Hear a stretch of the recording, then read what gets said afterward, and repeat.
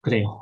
돌아서는 이제 뭐 여스나폴리아나 뭐 등 이야기했고 그다음에 어쨌든 뭐 본인은 혈통은 귀족이고 평생 귀족으로 살긴 살았었지만은 서민, 농민들 뭐 코스프레를 했다라고서는 이야기하는 것은 돌스토이에서 너무 가혹하고 뭔가 그래도 그들을 이해하려고 했었던 러시아 귀족 작가 중에서 또 톨스토이만한 저만한 사람은 또 없기도 합니다. 나중에 말년 들어서는 뭔가 모든 그런 이제 자신의 부라든지 명성 이런 것과 반하다시피 하는 뭐 보통 사람들 봤을 때 약간 기행이다라고 여겨지지만은 자기가 직접 자기 손으로 옷 만들고 가죽 뭐 이제 신발 만들고 심지어는 자전거도 자기가 직접 하나 만들어서 그 자전거 타고 다닐 정도로 은근히 귀족이지만은 그래도 손재주도 약간 있고 뭔가 좀 이 물리적인 머리도 좀 있었던 그냥 모든 면에 관심이 아주 많았었던 뭐 그런 사람이었었습니다. 하여튼 그게 이중적이라고요.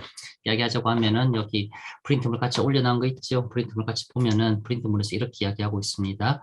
톨스토이의 이중성 또는 모순성 그리고 이원성 요거 두 개를 가지고서는 일단은 교재의 저자는 이거 뭔가 좀 특징적이다라고 이야기하고 사실 뭐 누가 보더라도 톨스토이에게서 특징적인 면입니다. 거기로부터 출발해 가지고서는 톨스토이의 작품들, 주요 작품들을 이른바 그 관점에서 풀어내면서는 설명을 하고 있어요. 그렇게 해서는 뭐 흔히들 이야기되는 톨스토이의 요 예술 문학 작품 전성기, 즉 전쟁과 평화, 아나 까리리나 쓰고 있었던 그 시기까지의 요 톨스토이 작품 생애에서 앞부분 여기는 그렇게 이야기할 수 있습니다. 그 다음에 나중에 이제 다음에 80년대 할 때 나중에 톨스토이 한 번 더 할 겁니다. 톨스토이 좀 오래 살았어요. 톨스토이는 1910년까지 20세기까지 살았었고 살면서 뭔가 아주 많은 일들을 했었고 톨스토이 전집은 90권이나 되기도 하는데 글 쓰는 사람으로서 톨스토이를 만한 사람은 또 없습니다. 뭐 어쨌든 그래서 톨스토이 한 번 더 할 건데 뭐 이야기하자고 하면은 또 스텝스키는 중간에 유형 갔다 오고 애프터 유형, 이제 비포 유형, 애프터 유형 그렇게 이야기할 수 있고 톨스토이는 이제 아나 까리리나까지 쓰고 문득 뭐 이야기하기로서는 회심이라고 이제 우리말로서는 흔히 그렇게 말하는데 이전에 모든 문학을 부정하고 그다음에 이제 그냥 나는 이제는 이런 식으로는 작품 안 쓰겠다. 즉 전쟁과 평화, 아나 까리리나 쓰듯이 그렇게 하는 작품 활동 작품 안 쓰겠다라고서는 선언하고서는 아주 그냥 활발하게 다른 활동들을 마구마구 합니다. 그때 톨스토이가 사람은 무엇으로 사는가?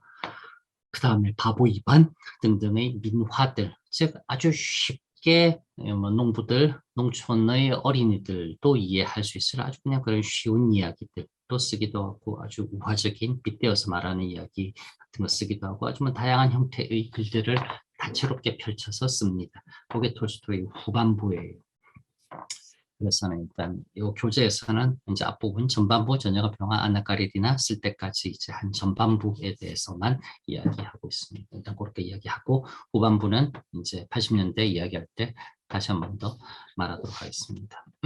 어쨌건 이제 톨스토이의 이중성 뭐 그다음에 누가 보더라도 귀족인데 매우 농민처럼 평범하게 살려고 했었던 것. 근데 그게 당연히 좀 모순되어 보이기도 한다라고 하는 것, 모순이다라고 하는 거는, 이야기했었던 전쟁과 평화 안나가리나 멀쩡하게 잘 써놓고 문득 이거는 거짓 예술이야. 이런 예술은 유해하다. 나는 이런 식으로는 이제 내가 쓴 글이지 말고 내가 쓴 작품이고 사람들 다 좋다라고 하지만 난 이런 식으로 글 안 쓰겠다. 라고 선언하고서는 정말 그런 식으로 글 안 쓰는 것처럼 했었습니다. 뭐 그게 이제 모순되게 보인다.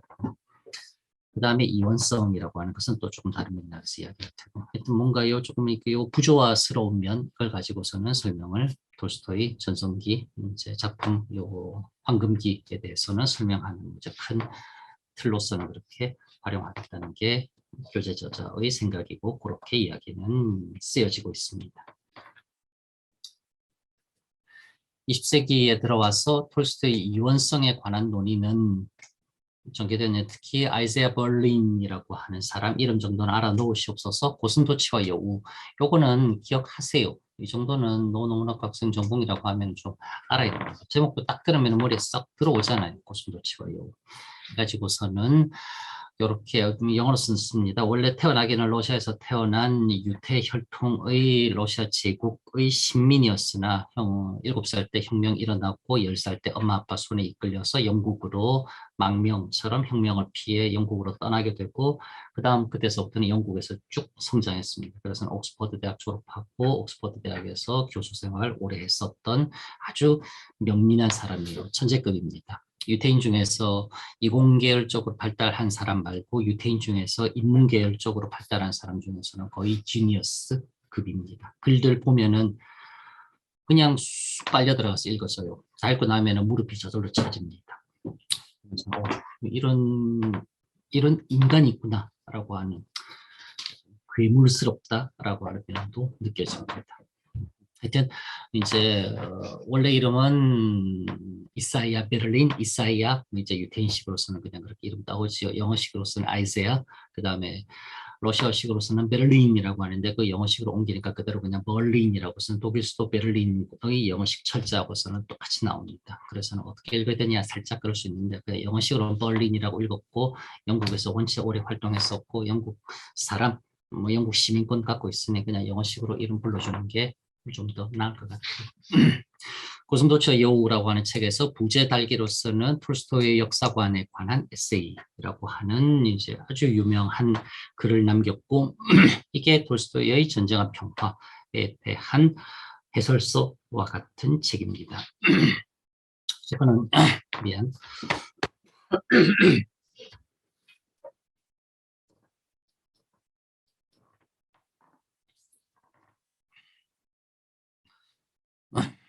고슴도치와 여우라고 하는 이 책에서 먼저 책 내용 잠깐 이야기할게요. 벌레인이라고 하는 이 사람이 무슨 이야기를 했냐니까 고대 그리스의 철학자에 의해서 우화처럼 제시된 그 비유를 따왔어요. 그래서는 고슴도치는 되게 중심적이다. 아주 구심지향적이다. 여우는 원심적이다. 극과 극의 다른 두 형태를 딱 제시하면서 자기가 한 게 아니라 고대 그리스 철학자의 그 비유 따와가지고서는 많은 이러저러한 훌륭한 사람들을 이렇게 저렇게 나눠 보면서는 쭉 설명을 합니다. 설명을 하면서 톨스토이도 당연히 피해갈 수 없을 거고 톨스토이도 한번 어떤 유형인가를 생각해 봤을 때 이것도 아니고 저것도 아니더라. 특이한데 요거 자기는 요거로 태어났는데 후천적으로는 이렇게 되게 되고 싶어 했었던 그러한 인물로서 결국 톨스토이에 대해서는 그러한 면이 가장 극명하게 드러나는 게 바로 전쟁과 평화라고 하는 그의 작품인데 톨스토이의 그런 면을 우리가 잘 모르거나 오해하거나 간과해버리기 때문에 전쟁과 평화 특히 이제 이 뒷부분에 나오는 전쟁과 평화 4부 에필로그라고 하는 뒷부분에 나오는 작가인데 자기가 마치 그냥 철학자, 역사학자처럼 소설이라고 하는 예술문학 작품에다가 막 자기 생각, 자기 뭐 이런 내용들을 설교하듯이 막 적어놓고 있습니다. 많은 사람 좀 살짝 다 읽었다 싶은데 뒤에 또 막 톨스토이 이야기 나오니까 짜증내면서 살짝 뭐 그러는데 그게 사실 우리가 오해 아닌 오해를 하기 때문에 그렇다. 이 사람은 원래는 자기는 이런 인물인데 이 작품에서는 되게 이렇게 하려고 했었고 그러다 보니 마지막에 결과가 이렇게 나왔고 그걸 우리가 이제 오해 아닌 오해하고 있는 거다라고 하는 것을 풀어 이야기하는 게 고슴도치와 여우라고 하는 레제아 벌린의 책입니다. 그 내용 쭉 나와 있습니다. 해서는 벌린은 하나의 단일한 이념으로 단일한 이념이란 렌즈로 세계를 바라보는 고슴도치 유형으로서는 플라톤, 루크레티우스, 로마 때의 단테, 파스칼, 헤겔, 도스토옙스키 여기 집어넣습니다. 철학자 니체, 그 다음에 노르웨이 극작가 헨리크 입센, 마르셀 프루스트, 프랑스 작가 등을 할 수 있을 테고 이것과는 달리 하나의 단일한 주제로 수렴할 수 없는 아주 넓은 폭, 다양한 관심으로 세계를 바라보는 여우형의 인간으로서 그리스의 역사학자 헤로도토스, 아리스토텔레스, 르네상스 시대 때의 유니버설한 지식인 에라스무스, 셰익스피어, 몽테뉴, 괴테, 푸슈킨 여기 들어가고 프랑스의 리얼리즘 소설가 발자크 그리고 영국의 이제 율리시스를 쓴 제임스 조이스 등등을 또 이 유형으로 분류를 한답니다. 부재 톨스토이 역사관에 대한 에세이라고 하는 부재에 잘 주제 톨스토이에 대해 쓴 이 고슴도치의 여우 이 글에서 톨스토이 이야기는 아직 안 하고 있지요. 벌리는 톨스토이는 이 두 유형 고슴도치 유형 여우 유형에서 모두 벗어난다라고 이야기합니다. 즉 톨스토이의 경우 점쟁의 평화에서 알 수 있듯 여우의 재능으로 타고난 사람인데 작품에서는 작가 톨스토이로서 그 작품에서는 유독 소신과 신념이 고슴도치 유형이다 싶을 정도로 아주 강하게 드러나고 이런 부분들이 뭔가 모순되거나 안 맞아 보인다라고 일견 여겨지지만은 이때는 적어도 톨스토이가 뭔가 두 유형을 하나로 이제 합치려고 하는 그러한 이제 노력. 그게 사실 우리가 조금 이제 제대로 이해하지 못하기 때문에 그렇게 판단하고 있는 거다라고서는 이야기합니다. 그래서는 이제 뭐 벌린의 직접 말입니다. 본성은 여우지만 by nature fox, but hedgehog by conviction. 태어나기로서는 여우적 기질로 태어났으나 전쟁과 평화라는 작품에서는 매우 고슴도치 유형처럼 사고하고 글 쓰려고 했었던 작가라고서 이야기하면서 이제 이게 벌린의 용어입니다. 이원성 듀얼리티라고 하는 것. 이 듀얼리티라고 하는 것을 교재의 저자 오종 선생님은 가져와서 톨스토이가 전쟁과 평화뿐만 아니라 전쟁과 평화 앞에 쓰여졌었던 수준 높은 단편들, 전쟁과 평화 뒤에 쓴 역시 세계문학사에서 걸작이라고 칭하는 안나까리 된다. 전쟁과 평화 물론이거니와 이게 다 보니까 결국은 뭔가 이 이원론적인 가치 체계로 설명할 수 있는 부분들이 있더라. 그래서 그렇게 톨스토이를 이야기를 하면서 작품들 중요한 것들 풀어서 말하고 있다. 알겠지요? 그걸 이제 교재 저자는 자기 용어, 자기 이제 인연, 자기 생각으로서 이렇게 풀어서 설명하고 있습니다. 객관적인 법칙을 신봉하는 결정론적인 사상가로서의 톨스토이 고슴도치적인 유형. 그 다음에 창조적이고 정신적인 자유를 중시하는 예술가로서의 톨스토이. 요게 구별됐고 그렇게 구별되는 톨스토이를 여기서는 교재의 저자는 양면적이다, 암비발런스하다라고서는 그렇게 이야기를 하면서는 일단은 판단하고 있습니다. 하지만 여기서 염두에 둘 점은 톨스토이에게는 이 양면의 가치가 서로 사이좋게 공존하고 있다는 것이다. 서로 갈등을 빚거나 모순되거나 싸우거나 서로 부정하거나 하는 상태가 아니라 그게 뭐 그럭저럭 한 테두리 안에서 잘 있더라고요. 빨리 말하자고 하면은 해석이 됐지요. 이 사람의 논리의 프레임이 포착되는 역설이 톨스토이 자신에게서는 공존하며 이게 나름 일관성 있게 유지되더라고요. 서로 부딪히는 것들이 결국은 서로 부딪히다 못해서는 그냥 아무 의미가 없어져 버리거나 아니면 의미를 그냥 이렇게 부정해버리는 그런 것이 아니라 더 큰 의미로 확장되고 있는 상황. 그래서 톨스토이의 이른바 이율배반, 양면성, 이원성이라고 하는 것은 우리가 이래야 된다라고서는 우리식대로 재단하기 때문에 톨스토이가 이게 이원적으로 보이는 거지 사실 그 사람에게서는 그게 이원적이 아닌 상태, 최소한 이원적, 일지언정 테두리 내에서 서로 오히려 이제 상부적인 효과를 자아내면서 공존하고 있는 상태라고 이해해야 될 것이라고 저자는 말하고 있어요. 옳은 이야기입니다. 그래요. 그 이야기를 여기도 이제 프린트에다 쭉 써놓고 있습니다. 그래요. 고슴도치 형이 다음에 여우형이다라고 하는 것은 21세기 뭐 현대 20세기 경제학, 경영학 등등에서도 여전히 아주 유효하게 나누는 뭔가 좀 이렇게 어차피 이렇게 타이틀을 지워버리면서 생각이 고정되어 버릴 수도 있지만은 그런 위험성은 항상 있습니다. 그럼에도 불구하고 어쨌건 뭔가 조금 이 귀납적인 일반화에는 여전히 유효하게 작용할 수도 있어요. 그래서 고슴도치형 인간에는 벌린에 언급했었던 사람들 말고 다른 많은 이제 고소학자들이 또 이 사람은 고슴도치형 같아, 이 사람은 여우형 같아 하고서 막 그렇게 이야기들도 하고 있습니다. 고슴도치형으로서는 링컨, 마르크스, 나폴레옹, 처칠, 조지 워싱턴, 존 듀이 그리고 버니 샌더스. 저번 선거에 트럼프랑 맞서 싸웠을 때 미국의 대선 후보 있죠. 이런 사람들은 고슴도치형이다. 여우형으로서는 오렌 버핏, 주식한다는 그 할아버지, 프로이드, 맥도날드 햄버거 사장 그 사람이에요. 딴 맥도날드 아닙니다. 벤저민 프랭클린, 미국의 대통령, 힐러리 클린턴, 레오나르도 다빈치 등등은 또 여우형이라고 분류하고 있어요. 여러분 한번 생각해 보세요. 여러분은 어느 유형에 속한다라고 스스로 여겨지는지. 그렇습니다. 그렇고 다시 돌아와서 여기서 우리는 앞에서 살펴봤던 도스토옙스 세계관과 톨스토이 세계관이 조금 결이 다르다라고 하는 정도는 느낄 수 있을 것 같아요. 도스토옙스가 톨스토이 많이들 비교합니다.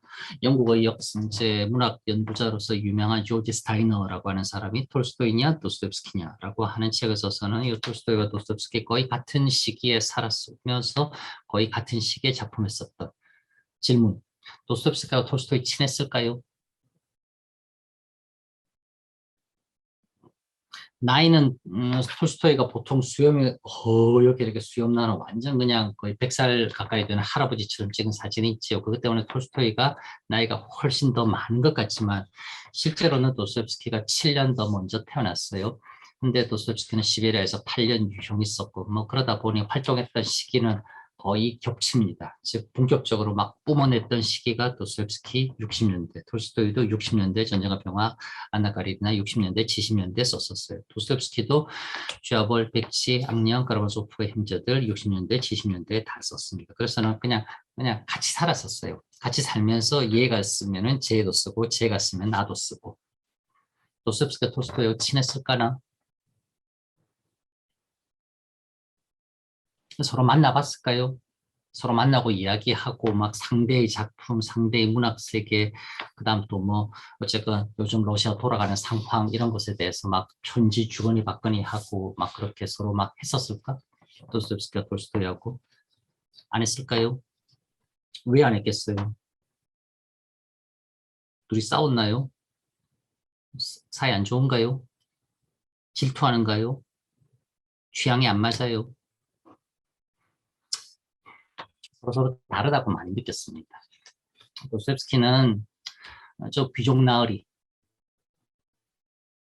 나처럼 정말 그냥 돈 원고료 몇백만 원 이거 없이 편안하게 먹고 사니즘 해결되는 상황에서 마치 글은 유희하듯이 쓰는 뭐 그렇게까지 부정적으로 생각하는 건 아니지만 어쨌건 도스토옙스키는 톨스토이는 자기와는 톨스토이 작품은 작품으로서 인정하고 존중하지만은 작가로서 인간으로서 톨스토이는 자기랑은 좀 다르다라고 생각합니다. 반면 톨스토이는 도스토옙스키에 대해서 꽤 우호적이었었습니다. 훌륭한 작가네, 훌륭한 사람이구나. 그러니까 가진 사람은 가지지 못한 사람에 대해서 관대했었고 못 가진 사람은 가진 사람에 대해서 약간 자의식이 있었고 도스토옙스키하고 투르게네프는 서로 원수지간에 가까웠었습니다. 오해 아닌 오해였었지만은 도스토옙스키하고 투르게네프는 거의 뭐 말 누가 건드려 주면은 욕 퍼붓기 바빴었던 누가 누구에게 욕을 퍼부었을까? 누가 누구를 미워하고 시기하고 질투하고 막 안 좋은 이야기, 뒷담화 많이 했을까요? 도스토옙스키가 투르게네프에 대해서 안 좋은 감정이 훨씬 더 컸었어요. 투르게네프는 뭐 그닥 역시 이제 그랬었었던 말년에 도스토옙스키하고 투르게네프는 화해했습니다. 뭐 도스토옙스키 톨스토이는 대면 도스토옙스키 투르게네프는 사이 안 좋았었음. 그런데 이제 투르게네프 죽기 오면서쯤 도스토옙스키가 보면 도스토옙스키가 81년 죽고 투르게네프 83년 죽었습니다. 거의 비슷한 시기. 이제 말년에 두 사람은 그래도 뭐 어느 정도 화해하고 상당 부분 오해는 불식시켰어요. 그 두 사람은. 어쨌건 도스토옙스키와 톨스토이 많은 면에서 비교 아닌 비교가 됩니다. 서로가 좀 많이 달라요. 그러니까 뭐 이야기하자고 하면은 도스토옙스키는 매우 종교적인 그러한 이제 관점에서 세상을 바라보고 이해하려고 노력하고 작품에서도 그런 것들이 많이 드러나는 톨스토이 또한 매우 역시 종교적입니다. 그러나 톨스토이의 종교적은 도스토옙스키의 종교적과는 많이 달라요. 이야기하자고 하면 도스토옙스키는 아주 영적인 인간이었어요. 왜 우리 저기 지난 시간에 봤었던 도스토옙스키 그거 할 때 프린트물이 있었잖아요.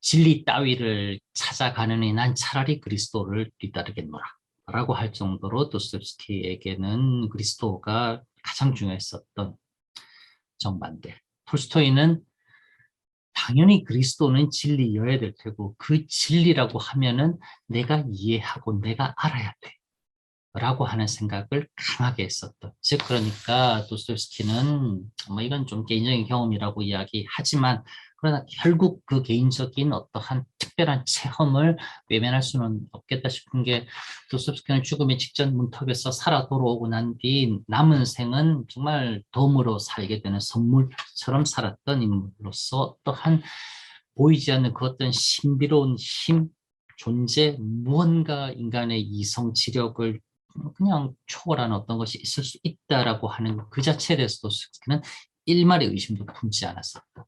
신을 진심으로 믿고 받아들였었다. 진심으로. 도스토옙스키는 신을 머리로 믿으려고 했어요. 신이 결국 신이고 신이 존재한다라고 하는 증거를 내게 납득시켜 보아. 그러면 나 신을 믿을래. 라고 하는 도스토옙스키는 극히 이성적인 인간이었었습니다. 어쨌건 뭐 이제 뭐 극단적인 경우이긴 하지만은 결론 도스토옙스키하고 톨스토이는 많은 면에서 이렇게 비교 아닌 비교가 저절로 되다시피 합니다. 그래서는 사람들이 얘는 이런데 쟤는 저렇네, 이 사람은 이런데 또 저 사람 저렇네, 의외로 이건 또 둘이 달라 보이지만 또 비슷한 면도 있네 하면서는 아주 그냥 즐겨 비교하고 대조하고 등등등 한답니다. 돌아와서 우리의 삶의 현실은 어쩔 수 없이 뭔가 딜레마스러운 상황이 존재합니다. 심지어 오죽하면 20세기 어떠한 사회학자는 죄수의 딜레마라고 하는 용어까지도 만들어내면서는 이론으로 설명하려고 하겠어요. 이거 아니면 저거인 것 같은데 이것도 하기도 못하고 저것도 하기도 못하고 안 하기도 못하고 둘 다 할 수는 당연히 없는 정말 말 그대로 딜레마스러운 상황이라고 하는 것은 얼마든지 벌어질 수 있다고요. 딜레마라고 하는 말 자체에 디 들어가면서는 둘로 나뉘어져 있다고 하는 느낌이 얼핏 드나요? 돌아옵시다. 도스토옙스키가 이 딜레마를 안 품고 그 모순에서 비롯하는 분열의 양상을 작품속에 담았다면 톨스토이는 현실에 반드시 존재하는 딜레마를 모순이다라고 보지 않고 인접하는 자연스러운 사실로 인식하며 작품 세계를 톨스토이는 만들어내더라고요. 뭐 누가 좋다 나쁘다, 누가 옳다 그르다의 문제가 아닙니다. 지금은 결국은 어떻게 인식하고 어떻게 수용하느냐라고 하는 관점의 차이인 것이지 여기서는 이 사람이 맞는 것 같아, 이 사람은 틀린 것 같아, 뭐 이렇게 지금 판단할 수 있는 상황 그런 게 아닙니다. 그러니 톨스토이를 논리적으로 이해하려는 것이 거의 불가능하다. 톨스토이는 요컨대 이해하자고 하면 좀 아이러니하게 들리지만은 심플하기 때문에 그리 쉽지 않은 것 같은 작가입니다. 부활이라고 하는 1899년 이제 앞으로 이렇게 난 글 안 쓰겠습니다. 진영아 평화 까나카리네처럼 글 안 쓸게요. 라고 말하고 난 뒤에 그렇게 똑같이 쓰다시피 한 본인의 말 뒤집은 작품입니다. 하지만 이 작품 쓴 거는 톨스토이가 부활이고 왜 썼다고 하던가요? 부활 왜 썼다고 하던가요? 신앙의 자유를 찾아서 러시아를 떠나려고 하는 영적 투사들에게 지원금을 마련해 주기 위해서 인쇄료, 원고료를 받아서 그 사람들 지원금으로 기사하기 위해서 장편소설 계약하고서는 쓴 게 부활이 되지요. 그래요. 합니다. 어쨌건 봅시다. 이거는 꽤 좀 뭐라고 할까요? 의미심장한 부분입니다. 어떤 사람이 착하다, 나쁘다, 영리하다, 어리석다, 정열적이다, 둔하다 등등 하나의 특징으로 각각의 사람들을 규정하는 것은 가장 일반적으로 널리 퍼져 있는 미신이다. 하나의 특징으로 규정한다고. 사람들이란 그렇지 않다. 우리는 어떤 사람에 대해서 나쁜 점보다 좋은 점이 더 많다. 어리석을 때보다 영리할 때가 그래도 좀 더 많다. 둔한 경우보다 정열적인 경우가 좀 더 많다. 긍정적으로 이야기해 줬네요. 또는 그 반대로 부정적인 면들이 더 많다라고 이야기할 수 있을 것이다. 하지만 어떤 사람에 대해서 그가 착하거나 영리하다, 그리고 다른 사람에 대해서 그가 나쁘거나 어리석다라고 말하는 것은 옳지 못하다. 사람과 사람의 관계에 있어서 그 사람이 특정 A의 사람에 대해서는 착하다, 나쁘다, 등등등. 그런데 우리는 옳지 못하다고요. 그런데 우리는 사실상 언제나 그런 식으로 사람들을 분류한다. 그가 아니다라고 하는 거 알고 있는데 알고 있음에도 불구하고 실제에서는 그 방식대로 여전히 그러고 있더라고요. 잘못된 일이다. 이건 비유 참 좋아요. 사람이나 마치 강과 같다. 물은 언제나 어디서나 같은 물이지만 강은 좁기도 하고 빠르기도 하고 넓기도 하고 고요하기도 하고 깨끗하기도 하고 차갑기도 하고 탁하기도 하고 따뜻하기도 하다. 사람도 그러하다. 사람은 모든 인간적 속성의 싹을 지니고 이럴 때는 이것이 저럴 때는 저것이 나타나 같은 사람이지만 사실은 전혀 다르게 보이기도 하는 것이다. 이런 부분 읽으면 얼핏 그런 느낌 듭니까? 여러분들 중고등학교 때 지금까지 있으면서도 그런 이야기 누가 옆에서 하나요? 물은 어디에 담기느냐에 따라서 그 모양이 결정된다. 이런 그릇에 담으면 물은 이런 모양이 되는 거고 이런 긴 병에 담으면 물은 이런 모양이 되는 거고 그래서 물이란 것은 원래 자신은 아무것도 가지고 있거나 고수하지 않지만은 자신을 담는 것, 자신의 처한 환경에 따라서 언제나 변화할 수 있는 것이다. 얼핏 그렇게 뭐 강이라고 하는 것 비유를 해서가 아니라 이런 부분들에 매우 강한 흥미를 느끼는 한국, 중국, 일본, 동양의, 동북아시아의 연구자들은 톨스토이에 대해서 노자, 장자를 비롯한 뭔가 동북아시아의 아주 오래된 사상, 생각들과 통하는 면들이 많다라고 하면서 톨스토이의 특히 후기 작품들을 아주 동양적인 관점에서 많이들 바라보고 이른바 비교라고 하는 측면에서 연구들을 많이 합니다. 어떤 부분들은 꽤 타당해 보이기도 하고 어떤 부분들은 약간 좀 억지로 끌어가다 붙이기도 하고 그런 느낌도 좀 듭니다. 어쨌건 다시 돌아와서 이와 관련해서 선이라고 하는 것을 이해할 수 있을 것이다. 톨스토이는 평생 선을 추구하는 구도자의 모습을 자신의 글에서 보여준다. 선을 추구하는 것. 확실히 그렇습니다. 톨스토이는 착함이라고 하는 것에 대해서 도스토옙스키는 믿음이라고 하는 것에 대해서 그리고 나중에 나오지만은 취오프는 진실이라고 하는 것에 대해서 세 사람의 지향점이 꽤 뚜렷하게 대별됩니다. 그 중에서도 톨스토이는 원탑이에요.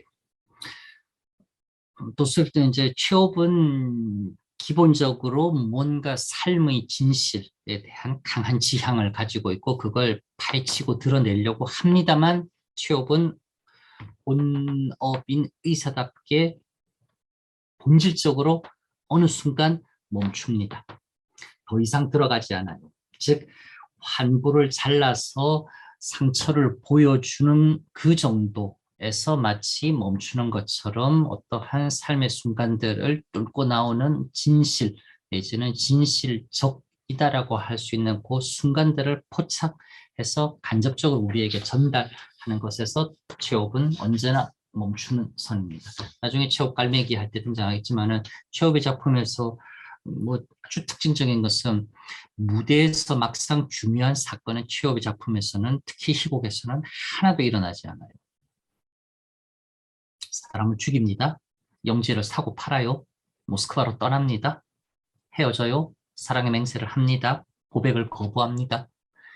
결정적이고 아주 크리티컬한 모멘트는 취업의 작품에서는 결코 무대 위에서 배우들의 연기, 배우들의 상대 역을 향한 직접 대사로는 등장하지 않습니다. 다 무대 뒤에서 그런 사건들은 벌어지고 무대 뒤에서 벌어진 그 결정적인 사건들에 대해서 이러저러 뒷이야기 내지는 그 사건이 벌어지기 전에 어떻게 할까라고 하는 본질 알맹이는 쏙 뺀 주변부만 언제나 취업은 작품에서 이야기해요.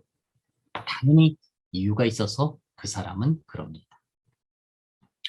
도스토옙스키는 기본적으로 종교적인 세계관이라고 하는 것이 바탕에 깔려 있지만은 그래도 도스토옙스키는 내장편이 다 조금씩은 다르게 아주 그리고 다양하게 해석될 수 있는 면들이 있습니다. 비교하자고 하면은 두 사람과는 달리 톨스토이는 일관되다시피 하게 선이라고 하는 것에 대해서 거의 눈먼 집착에 가깝다 싶은 맹착을 보여줍니다. 인간은 선해야 된다. 그리고 인간으로서의 존재는 선한 존재로서 선한 삶을 살아야 되는 것. 그것이 인간이다라고 톨스토이는 좀 살짝 부담스럽다 싶을 정도로 우리에게 세게 이야기합니다. 그런데 그 선을 받아들이고 작품에서 해석하는 관점은 작품마다 약간씩 다릅니다. 그게 진정한 평화, 안나카레리나 그리고 카자크 사람들이라고 하는 작품, 즉 문학적 전성기에서 세 작품 올라와서 요 뒤에서 교재의 저자는 설명하고 있어요. 90권에 이르는 그의 전집에 가리키듯 그는 무척 성실한 선의 공도자였고 선은 물론 어떻게 살 것인가라고 하는 도덕의 영역에 속하는 개념이다. 그렇지만 이때 도덕은 관습과 구분될 수 있을 것이다. 그래서 결국 말하자면 선, 나브로라고 하는 것은 말 그대로 좋음을 뜻하는 것이고 톨스토이에게 그렇게는 결국 선이라고 하는 것은 좋은 삶이란 무엇인가 라고 하는 문제로 귀결되더라고요. 그렇게 톨스토이에게서 첫 번째 1번 좋은 삶이 무엇이지? 프린트에 있습니다. 정리해뒀어요. 이것은 이제 나올 겁니다.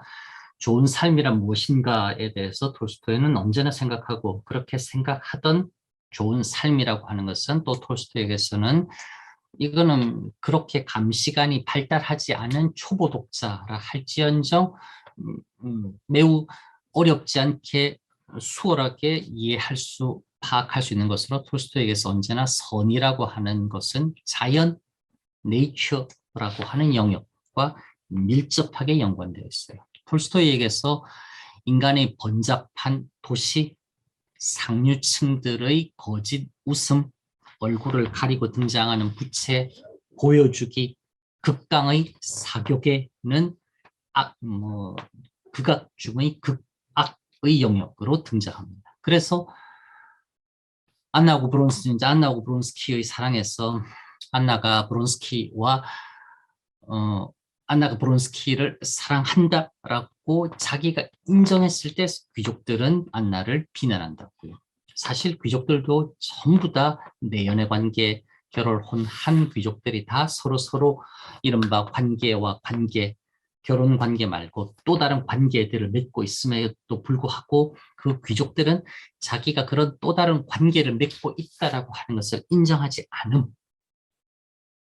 사실 그런데 인정하지 않고 거짓으로 부정하거나 아니면 아예 그 자체에 대해서 외면해버리는 그건 그들의 룰. 그들의 룰은 안나는 깨트립니다. 나 사랑해 브론스키를. 그리고 나는 지금 브론스키와 같이 살아. 라고 하는 것을 말하는 순간 인정하고 말하는 순간 귀족들은 일제히 안나를 혐오합니다. 그걸 네가 네 입으로 떠든단 말이야 지금. 너 미쳤구나. 이게 그 당시 귀족들의 생각이고 행동 양식이었던 것이었어요.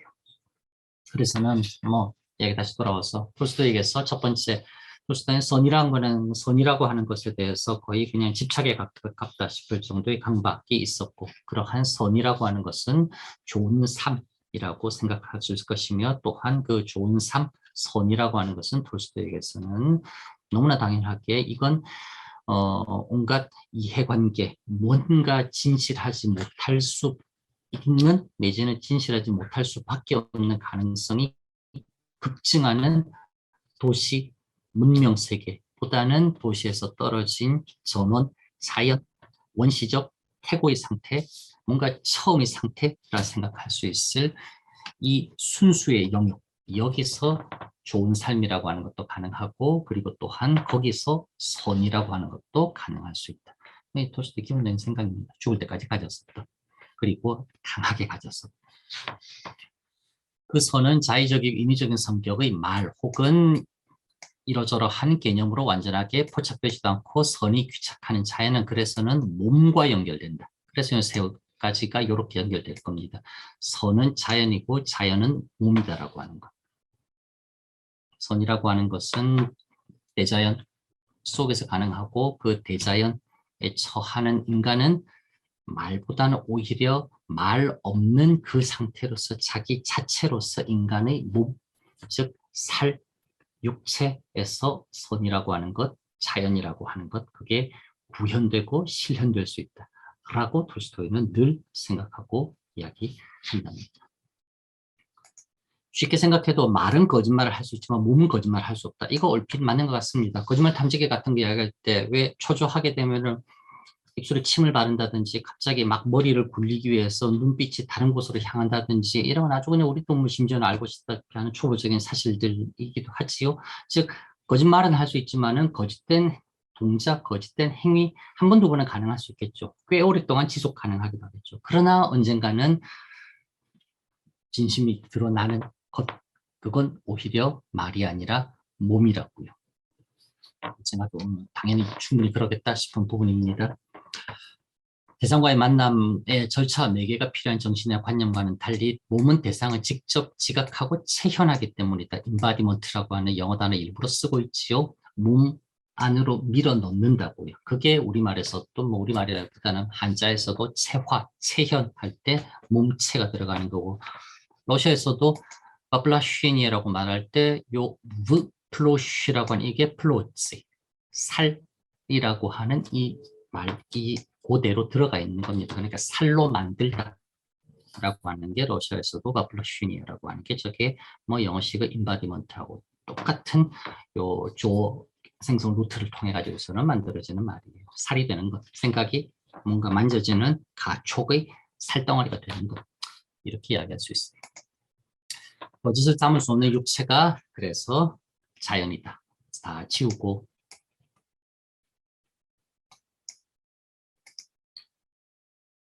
거짓을 담을 수 없는 육체가 곧 자연이고 그 자연에서 선이라고 하는 것이 구현될 수 있다. 뭐 이게 이제 연결되어 나가는 돌스토이의 생각입니다. 부활에서 인용한 앞의 글도 인위적인 규정이 사람이라는 자연을 사실 얼마나 왜곡하고 있는지. 사실 그 사람은 여러 많은 모습들이 만화경처럼 한 존재에 들어있는데 특정한 면만을 가져가서는 이야기한다라고 하는 거 말 안 되지 않느냐. 당장 또 다른 자연인 강이라고 하는 것을 보아라. 상류에 흐르던 물과 하류에 흐르던 물이 다른 물인가? 매우 철학적인 질문일 수 있겠지만은 생각하자고 하면은 같은 물인데 어떻게 강이 다르다고 말할 수 있느냐. 마찬가지로 같은 사람인데 어떨 때는 이 사람이 이렇고 저럴 때는 저 사람은 저렇다라고 말할 수 있느냐 생각이 있지요. 톨스토이는 자연과 인간을 구별하지 않고 인간을 자연으로 이해한다. 그렇습니다. 인간을 이거는 약간 루소적인 개념이긴 한데 일종의 하나의 소우주처럼 그렇게 인간을 자연 속의 인간으로 생각하기 때보다는 인간이 곧 자연 그 자체, 즉 산과 들, 벌판으로서의 그 자연 인과 동시에 인간이라고 하는 한 존재, 그 존재 자체가 또 다른 하나의 자연이 되는 뭐 그렇게 이해를 한다고요. 톨스토이 이율배반은 이 자연 속에서 모순되지 않고 공존하는 가치가 된다. 그렇게 몸의 언어가 일종의 비합리성이 합리성을 확보한다. 서로 안 맞는 것 같고 여러 가지 다양성이 서로 막 싸우는 것 같지만은 그러나 그것 자체가 원래 자연의 모습이고 그것 자체가 인간의 모습이지 않느냐. 오히려 그러한 자연의 모습, 인간의 모습을 한 면만 보려고 하는 것. 그게 비합리적이다라고 하는 것. 문명의 발달은 속으로 체험한 톨스토이는 그 문명의 야만성에 대한 심한 회의를 보이고 러시아의 자연, 특히 농촌, 그리고 공동체에서 뭔가 해방구, 대안, 뭔가 그래도 우리가 기댈 수 있다고 하면은 내가 러시아 사람이어서 뭔가 러시아적인 것을 찾아낸 게 아니라 정말 만약에 우리가 지금의 사실상 점점점 오고 있는 이 파국 위기에서 벗어나서 우리가 뭔가 더 나은 삶을 희구 바라고 원한다고 하면은 결국은 다시 농촌으로 돌아가야 될 것이며 그렇게 농촌으로 돌아가야 될 어떠한 모습은 마침 러시아의 농촌, 러시아의 농민이 충분히 예측 가능한 하나의 잠재적 형태로서 보여주고 있다. 이게 이제 톨스토이의 생각입니다. 그래서 톨스토이는 안나 카레닌에서도 그렇게 레빈이라고 하는 인물이 결국은 시골에 머물기를, 시골에서 부인과 아이와 편안하게, 안전하게, 자연스럽게 잘 살아가기를 바라는 것. 이야기도. 그래서 안나는 도시에서 죽잖아요. 게다가 철도역, 기차역에서 자살해 죽잖아요.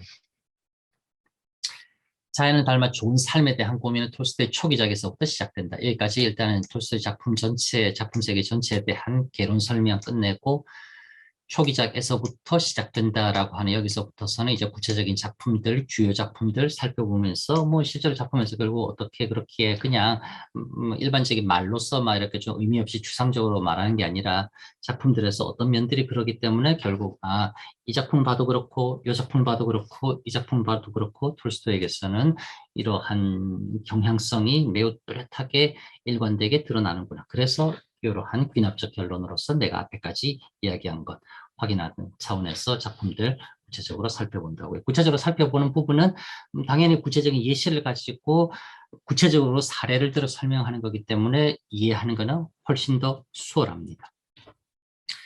청년 시절에서 화자는 삶의 수칙을 세워 이를 6장의 종이에 작성하는데 자기 어렸을 때 실제로 그걸 했었습니다. 젊었을 때 그 모습을 이제 자전적인 회고 작품에서 보여주는데 그냥 이건 누가 읽더라도 이건 젊은 날의 톨스토이였었어요.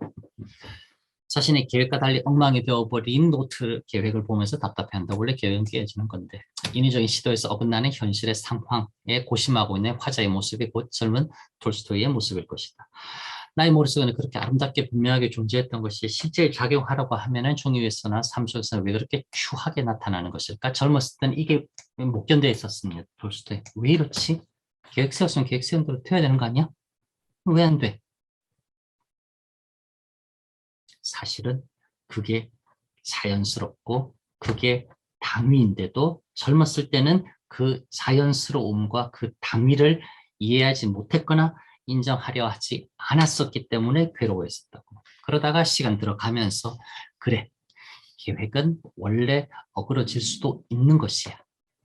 어그러짐이 어그러졌다고 해서 어그러진 것이 아니라 그 어그러짐이 어쩌면 계획을 더 실제답게 이루어낸 것인지도 몰라. 나의 계획 자체가 이미 너무나 음, 맞지 않는 계획이었기 때문에 결국은 이렇게 나온 이 결과가 합당한 상황일지 몰라. 뭐 어쨌든 나중에 해석은 여러 가지로 될 수 있겠지만 괜찮았을 때는 이제 그렇게 생각 안 하던 때.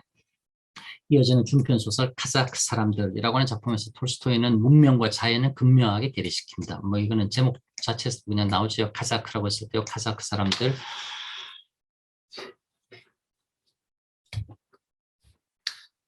어, 카자크 사람들이라고 하는 카자크가 누구예요?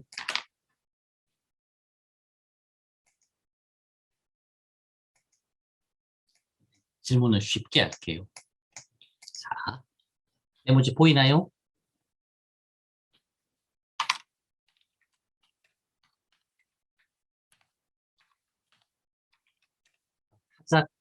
카자크.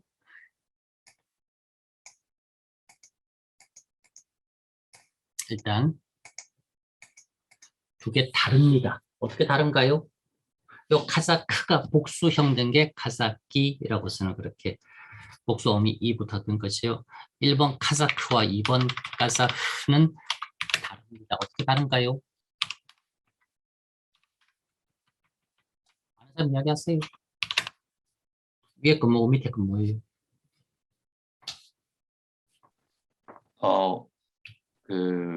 제 생각으로는 1번은 코사크인데, 코사크 그 민족을 말하는 것 보통 같고, 영어식으로 말하자고 하면은 네. 그리고 2번은 이제 카자흐스탄 민족을 말하는 것 같습니다. 최종호구나? 네. 그래요. 노노문화가 다른 전공 학생들도 다 알고 있었다라고 속아도 되지요? 어, 네. 다들 알고 계신 것 같습니다. 네. 아니 그냥 본인에게 비소스 지금 뭐 이제 갑자기 할 필요는 없고 네. 맞습니다. 카자크 위에 있는 것은 카자크라고 하는 이른바요 특정한 쓸게요.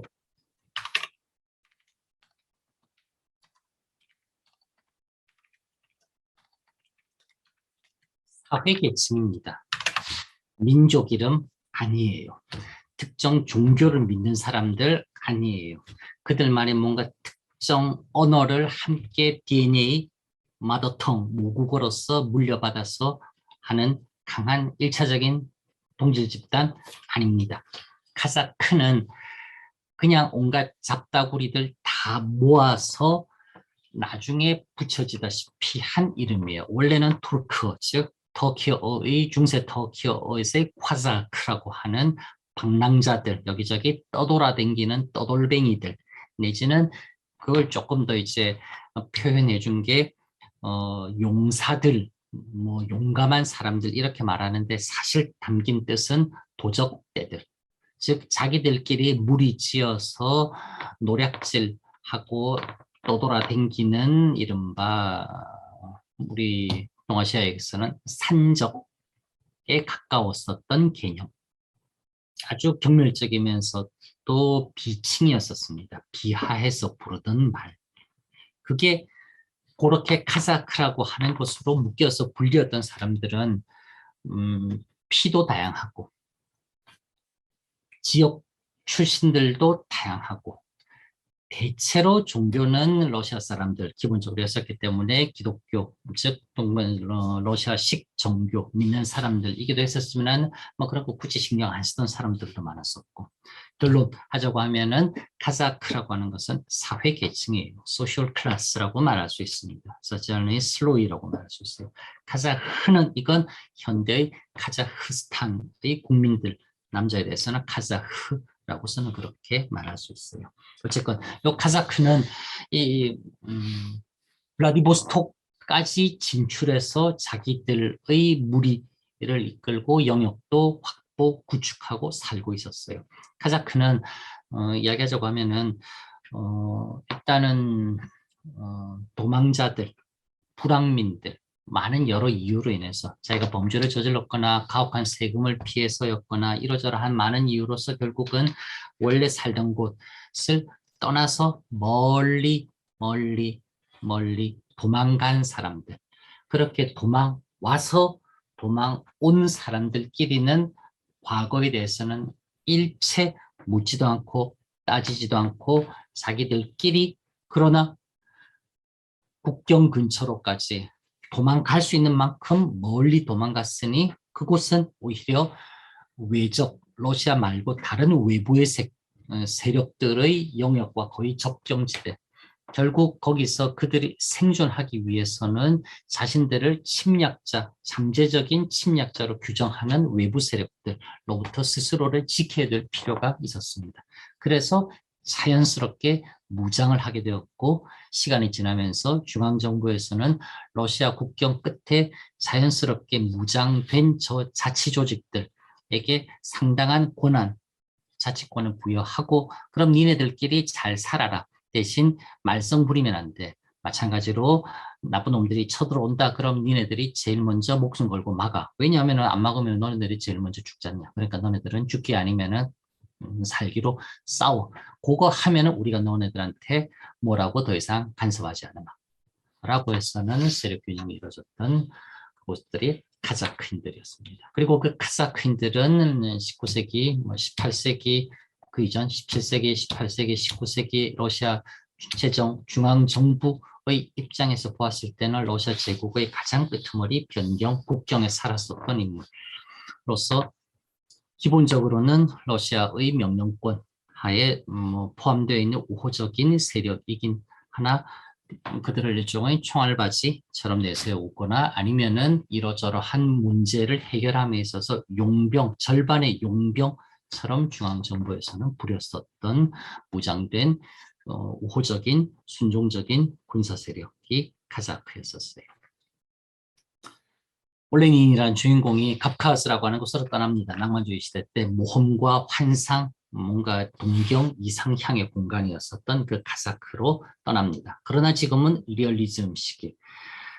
카자크로 이제 그 카프카스로 떠난 그곳에서 카자크인들과 함께 살아가려고 애를 써보던 올레닌이라고 하는 러시아 모스크바에서 온 도시인 문명인은 결국 그 카프카스 지역 카자크인들과 함께 살지 못하고 다시 모스크바로 돌아오게 된다라고 하는 내용이에요. 그 중간에 많은 일들이 벌어지고 그러한 카자크인들을 구체적으로 한 명 특정해서 올레닌의 카운터파트처럼 나서는 사람이 사냥꾼 예리오슈카 아저씨라고 하는 사람입니다. 그래서는 그냥 문명인, 도시인, 러시아인, 올레닌, 그 다음에 자연인, 그곳의 사랑, 그리고 뭔가 선한 사람, 뭔가 자연을 거스르지 않고 자연 속에서 살아가는 진정한 선한 삶을 찾는 선한 삶을 좇는 인물, 사냥꾼 이렇게 대비시켜 가지고서는 보여주는 게 카자크 사람들이라고 하는 작품이에요.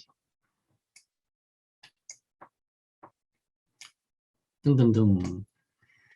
피츠버그라고 테마라고 하는 게 고골부터 시작하고 도스토옙스키 등등의 자연파가 묘사하는 공간이라고 하면은 카자크라고 하면 이제 카프카스라고 하는 곳은 낭만주의 시대 때의 공간이었었고 그다음에 그 낭만주의 시대 때의 공간 카프카스를 이제 낭만적 공간이 아니라 자연적 공간, 때묻지 않은 공간, 순수의 공간, 비인위의 공간으로 인식하던 톨스토이에게는 또 역시 뭔가 동경되던 공간. 그러나 문명인이었고 기본적으로 도시 사람이었었던 올레니는 그곳에 조화롭게 정착하고 뿌리내지 못하고 결국 자신의 본성대로 그곳에서 튕겨져 나옵니다.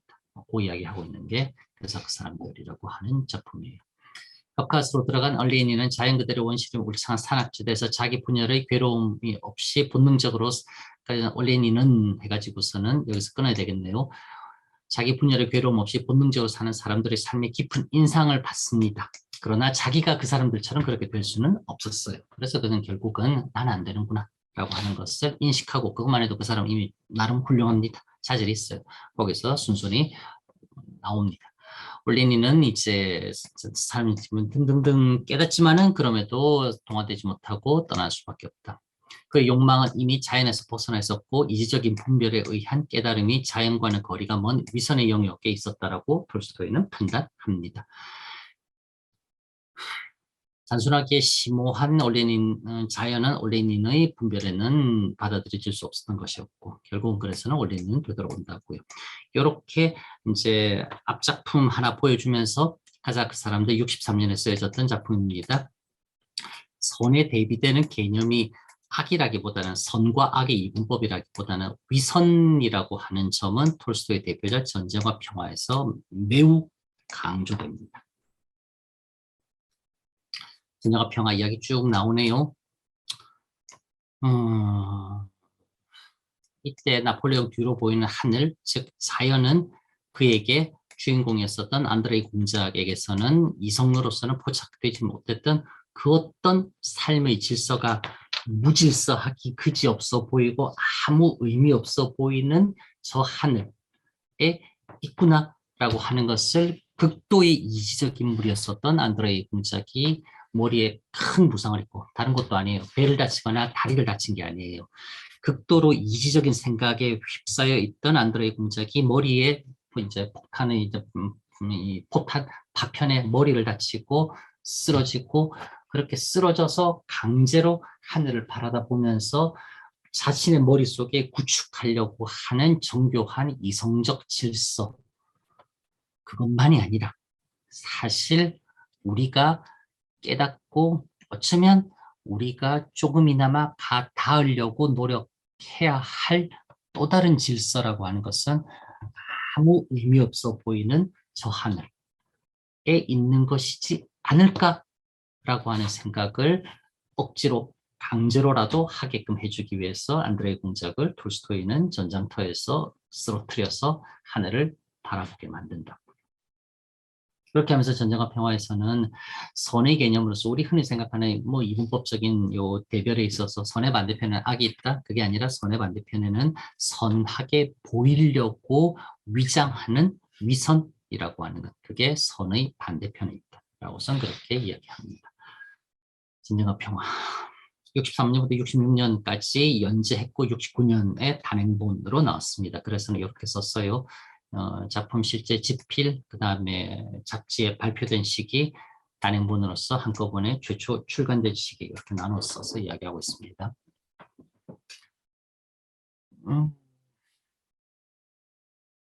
그래요. 뭐 이거 보고 그 다음에 전쟁과 평화에 대해서 그 세리 경제연구소에서 50분 설명한 이제 뭐 내가 이야기한 그 영상 한번 또 보고 그렇게 하세요. 뭐 그 영상은 약간 포인트는 다르기 때문에 조금 그러긴 하지만 그래도 뭐 많은 부분은 거의 겹치고 이야기됩니다. 순간 가까이했던 어느 프랑스 병사가 단단한 막대기로 머리를 힘껏 내려친 것 같았다. 좀 아팠다. 좀 불쾌했다. 왜냐하면 이 고통이 그의 주위를 안드레이 공작이 흩어버려 보고 있던 것을 못 보게 방해했기 때문이다. 무슨 일인가? 내가 지금 쓰러지고 있는 건가? 다리에 힘이 빠져. 안드레이는 이렇게 생각하고 반듯하게 쓰러졌다. 안드레이는 포병들과 프랑스군의 싸움이 어떻게 되었는지 보고 싶어서 또 빨간 머리에 포병이 당했는지 아닌지 포를 빼앗겼는지 아닌지 그것들이 알고 싶어서 눈을 떴다. 하지만 아무것도 보이지 않았다. 하늘을 제외하곤 아무것도 보이지 않았다. 맑지는 않지만 그래도 한없이 드넓고 회색 구름이 조용히 흐르는 높은 하늘이었다. 정말 고요하고 평온하고 장엄하구나. 내가 뛰어다닐 때하고는 전혀 다르다. 전장에서 하늘이 보지 아니라 상대방 적군을 보면서 뛰어다닐 때 그때 하늘과는 다르구나라고 하는 것. 이제 누워서 하늘을 바라보는 그 순간 깨닫는가 보네요. 우리들이 뛰어다니고 소리치고 싸우고 있던 때하고는 전혀 다르다. 그 프랑스 병사와 포병이 러시아 포병 서로 악이 받치고 공포에 질린 얼굴로 깃대를 서로 잡아당기던 때하고는 서로 다르다. 전혀 다르다. 구름이 흘러가는 이 끝없는 하늘은 전혀 다르다. 이전에 나는 왜 이 높은 하늘을 보지 못했을까? 이제라도 알게 되었으니 차라리 난 참으로 행복하도다. 그렇다. 이 끝없는 하늘 이외에는 모든 것이 다 허무하다. 모두 다 거짓이다. 이 하늘 이외에는 아무것도 없다. 정적과 평안, 그것 말고는 아무것도 없다. 참 훌륭한 죽음이군 하고 나폴레옹은 안드레이를 내려다보면서 말했다. 말줄이 여기 들어갔으니까 조금 살뜰 떨어진 겁니다. 진짜 나폴레옹의 등장에서는 안드레이의 쓰러져서 부상당해서 죽어가는 모습을 보면서는 그렇게 조건이지만은 그러나 나폴레옹의 말이 그에게 앵앵거리는 파리소리처럼 들렸다. 요 앞에 보면 1805년 아우스트리츠 전투를 비롯해서 할 때 안드레이 공작은 적군이었고 잠재적인 적이었지만 나폴레옹에 대해서 극도의 존경심, 이른바 흠숭하는 마음마저 품고 있었어요.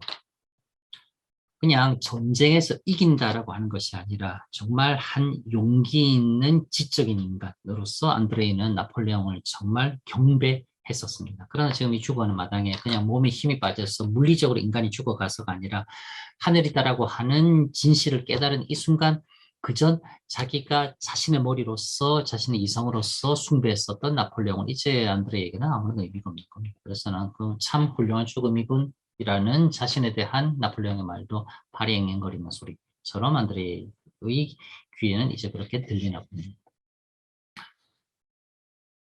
안드레이 공작은 나폴레옹의 말에 관심도 없었고 신경 쓰지 않아 곧 잊어버렸다. 오직 멀리 높고 영원한 하늘이 눈에 들어왔다. 안드레이는 이 사람이 자신의 영웅 나폴레옹이라는 것을 알았지만 이 순간 나폴레옹은 구름이 흘러가는 이 높고 끝없는 하늘과 자신의 마음에서 일어나는 지금 이러한 상태에 비하면 정말 하찮고 쓸모없는 사람, 존재, 것으로 여겨졌다. 안드레이는 자신의 강한 이성이 그동안 왜곡했던 삶의 현실을 처음으로 직시하는 것이다. 하지만 이를 통해 안드레이가 궁극적인 각성에 도달한 것은 아니다. 그렇습니다. 한번 울컥 하지만은 죽지 않고 살아납니다. 그러고서는 곧 이내 예전처럼 돌아갑니다. 그러나 완전 아무 그거 없이 예전처럼 그대로 다시 돌아가는 것은 아닙니다. 조금은 이제 달라진 모습으로 돌아가기는 돌아가요. 그러나 뭐 그렇지만 어떻게 생각하자면은 단박에 어떠한 한순간의 경험으로서 모든 존재, 모든 생각, 모든 느낌이 이렇게 뒤바뀐다라고 하는 거, 오히려 그게 차라리 조금은 가능할까라는 생각이 들 정도. 오히려 나폴레옹 안드레이 공작은 이후 사라진 공명심을 대신할 다른 무엇을 찾지 못해서는 침체된 생활을 한다고요. 그러던 와중에 아들의 출생과 아내의 죽음을 동시에 겪으면 나중에도 쓰고 있지만 아내가 죽어요. 아내가 죽으면서 아이를 낳습니다. 그렇게 태어난 그 아들은 나중에 안드레이도 죽지요. 1805년 일부에서의 첫 전투에서는 부상을 당하지만은 후방으로 옮겨져 치료를 받고 건강을 다시 되찾습니다. 하지만 7년 뒤에 벌어진 1812년 보르디노 벌판의 전투에서는 예비대로 분류되어서는 기다리고 있다가 폭탄이 잘못 날라온 폭탄인지 어쨌거나 안에 근처에 떨어지면서는 그 유탄에 맞아서는 그때는 진짜 죽어요.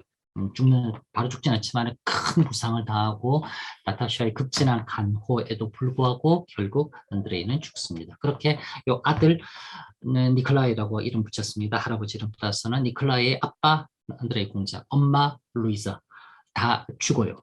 그리고 이렇게 고아로 남게 된 이 아들 니콜라이는 자신의 양아버지, 양어머니처럼 아빠와 한때 약혼했었던 나타샤, 그리고 아빠를 역시 열렬하게 숭배했었던 아빠를 정신적인 뭔가 이 버팀목처럼 생각했었던 피에르 두 사람이 나중에 결혼합니다.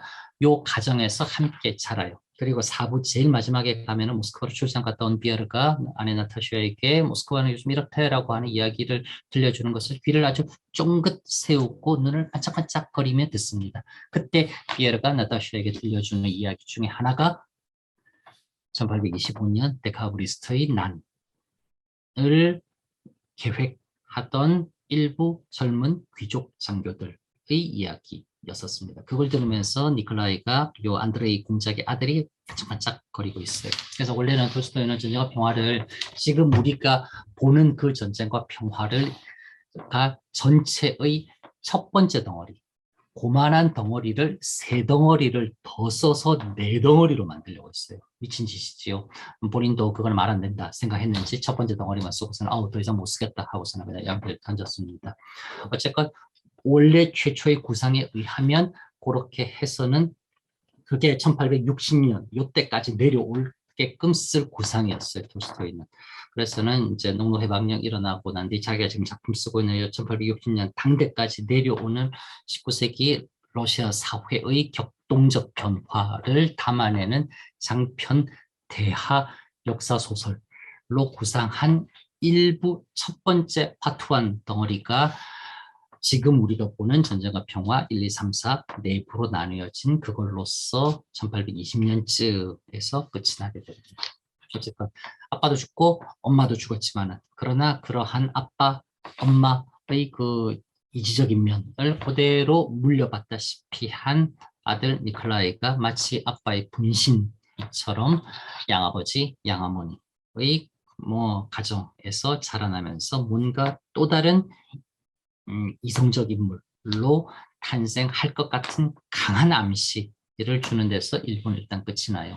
요즘 영화 만들 때 딱 그냥 2부 만들기 좋은 상태까지 1부 끝까지 1부에서 마지막에서 그 다음 2부를 예고하는 아주 그냥 노골적이다 싶은 그 장면까지 보여주고서는 딱 끊는 것 그런 것처럼 해서는 끝이 나게 됩니다. 그게 삶과 죽음 그러나 한편 프린트물의 죽음과 삶은 연결되고 이어진다라고 해가지고서는 이제 교재에는 없지만은 따로 조금 적어놓고 있습니다. 어쨌건 다시 돌아와서 삶과 죽음의 문제를 생각하나 알 수가 없었다. 그러나 자연을 닮아 생명력이 풍부한 나타샤를 만나 삶에 대한 강한 긍정과 의욕이 생겨나기도 하나 그런 나타샤가 바람둥이 아나톨 구라긴의 유혹에 넘어가자 상심해서 다시 전장으로 나갑니다. 그리고 그렇게 나간 그 전장 보로디노 볼판의 전투에서 안드레이는 중상을 입고 구성되어 결국은 죽어갑니다. 죽어갈 때 나타샤가 참회하듯이 이제 안드레이 공작을 극진하게 간호하나 결국 안드레이 공작은 죽습니다.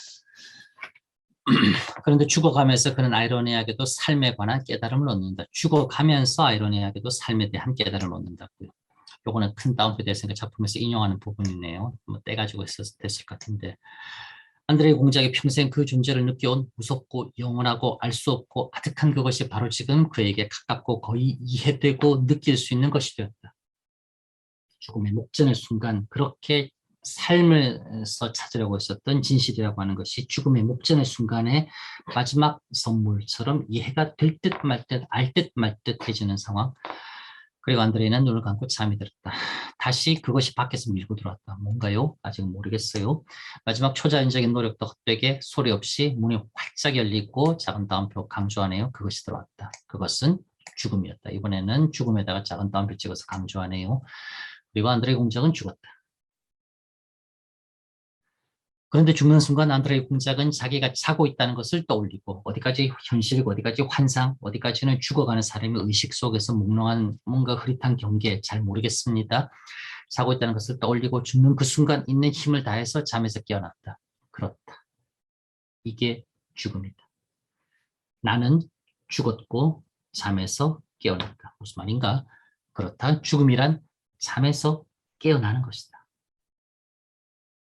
갑자기 마음속이 밝아지고 이해할 수 없었던 것을 지금까지 덮고 있던 막이 마음의 눈앞에서 올라갔다. 안드레이 공작은 지금껏 자신을 구속하던 힘에서 해방된 듯 이후로 자신을 떠나지 않는 이상한 경쾌함을 느꼈다. 그리고 나서 안드레이는 죽는다. 강력한 이성, 여기까지가 작품의 내용입니다. 그 다음에 여기서부터는 이제 저자의 설명이지요. 이 장면 뒤후 안드레이는 죽는다고요. 강력한 이성의 소유자였던 안드레이는 그 이성이 소멸되는 죽음의 순간에서 아이러니하지 말고 역설적이게도 진실에 도달하더라고요. 그의 깨달음은 쉽게 말해 이겁니다. 깨달았다라고 하는 것이 뭐냐? 돌스토의 생각에 의하면 죽음으로 대변되는 삶의 궁극적인 질서, 자연, 모든 것은 돌아가잖아요. 돌아가지 않으려고 그렇게 발버둥 치잖아요, 우리 다들. 진시황이라고 하는 고대 중국의 절대적 권력을 누린 자도 그러했었고, 이러한 돌아간다라고 하는 자연의 질서, 알면서도 모른 척 하려고 하는, 이성으로 이해되지 않았고 논리로 완전하게 포착되진 않았었지만은 그러한 질서가 있다라고 하는 사실, 있는데 모르고 있는 것. 아니, 있다라고 하는 것을 알면서도 외면하거나 외면하고 싶어 하는 그 상태. 그게 자연이 아니고 비자연이며 그것이 인위이고 그것이 위선이더라고요.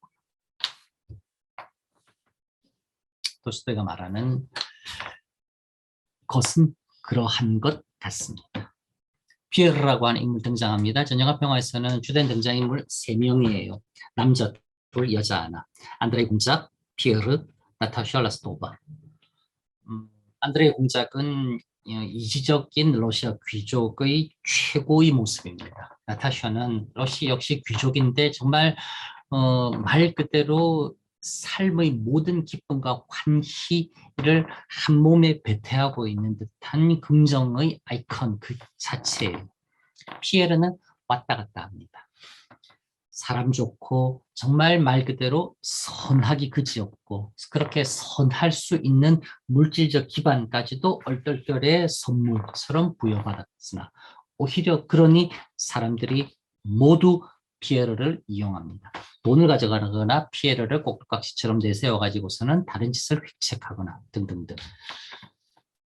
피에르는 비록 둔하고 탐닉하는 인물이나 조금은 또한 선량하고 겸손하며 솔직한 자질을 인물이다. 백작 가문의 인물답게 서자로 태어났습니다.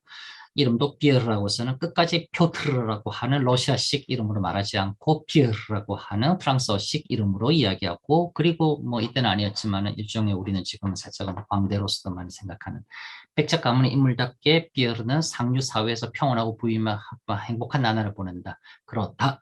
피에르의 잘못은 이거예요. 위선과 가식 그 자체인 사교계 최악의 위악 덩어리, 위선 덩어리 여성을 못 알아보고 그와 결혼한다라고 하는 것. 이게 피에르가 저지르는 실수이고 이 실수로 인해서 피에르는 상당 부분 단죄받습니다. 그러나 그것은 그 다음 단계로 나아가기 위한 단죄이지 결정적으로 완전히 처벌하는 그 단죄는 아니에요. 점차 이 결혼 이후 점차 그 이전의 행복이 불안정하고 기만적인 상태였음을 의식하기 시작한다. 1812년 나폴레옹과의 전쟁이 격화되자 그도 역시 버르디노에 갑니다. 그리고 1812년 버르디노 벌판에서 벌어지는 전쟁을 목격하는 사람은 이 피에르예요. 일부에서 1805년 아우스트리츠 전투에서의 전쟁을 목격하는 사람은 나타샤의 오빠로서 전투에 처음 참가했었던 니콜라이 라스토프였었고 그가 이쪽 끝에서 저쪽 끝까지 명령을 전하기 위해서 전령처럼 전선을 가로지르면서 17살 귀족 자제가 처음 전장에 참여해서 바라보는 전쟁을 니콜라이 에노를 통해서 1부에서 전달하고 3부에서 톨스토이는 뭔가 어떠한 기운이 있다라고 하는 그 기운을 강력하게 알고 싶어 하는 또 다른 인물로서 피에르를 보르디노로 보내고 그 보르디노 벌판에 처하게 된 피에르가 목격하는 전쟁을 통해서 1812년의 전쟁을 전달합니다. 선생님, 왜 전쟁에 대해서 아무것도 모르는 사람의 눈을 통해서 전쟁을 전달하게 하나요? 카메라맨, 일종의 되게 위험하면서도 도박적이고 불완전한 전달자이지 않습니까? 아니요. 톨스토이는 차라리 그게 더 낫다고 보았어요. 왜? 전쟁을 아는 사람은 전쟁을 창작해냅니다. 영웅담으로써. 자신의 비겁함은 은폐하고 사소한 승리는 커다란 승리처럼 포장하고 자신들, 즉 우리 러시아가 잘했다라고서는 전쟁은 어떻게 생각하자고 하면은 톨스토이는 결국 거짓이요 기만이다 라고 하는 것을 깨닫게 되었어요. 그래서 그 이야기 세바스토폴 이야기에서 나왔었습니다. 처음부터 톨스토이는 알았었어요. 그래서 전쟁과 평화에서 전쟁은 톨스토이는 언제나 전쟁에 처음 참가하고 전장에 처음 등장하는 인물들의 아담과도 같은 순수한 인간의 눈으로서 아무것도 가치 판단하지 않고 말 그대로 있는 그대로 벌어지는 그대로의 사실을 전달해주는 전달자로서 그 두 사람을 톨스토이는 매우 의도적으로 일부러 선택한다고요.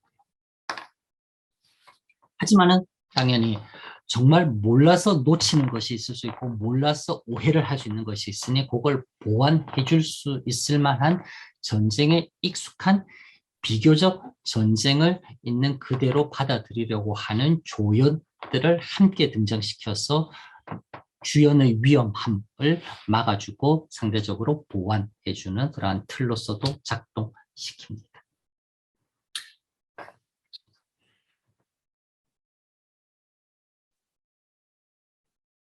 여기까지가 전쟁과 평화고 그 다음 요 뒤부터서는 사람에게는 얼마만큼의 땅이 필요한가 하고서는 그 다음에는 이제 여기도 전쟁과 평화이구나. 아나 카레리나 이야기 나오래요. 아나 카레리나는 어차피 70년대 하면서는 한 번 더 다음 시간에 이야기할 거니까 지금 당장은 안 읽어도 됩니다. 전쟁과 평화까지는 일단은 요 교재 읽어보세요. 그리고 이제 요거 프린트물 잠깐 보고 그 다음에 전쟁과 평화에 대한 이제 영상 보면은 어렴풋하게 이해될 겁니다. 다음 시간에 요 부분 짧게 제일 중요한 부분만 잠깐 설명하고 그 다음에 이제 70년대 하면서는 아나 카레리나 또 이야기하고 그렇게 하도록 하겠습니다.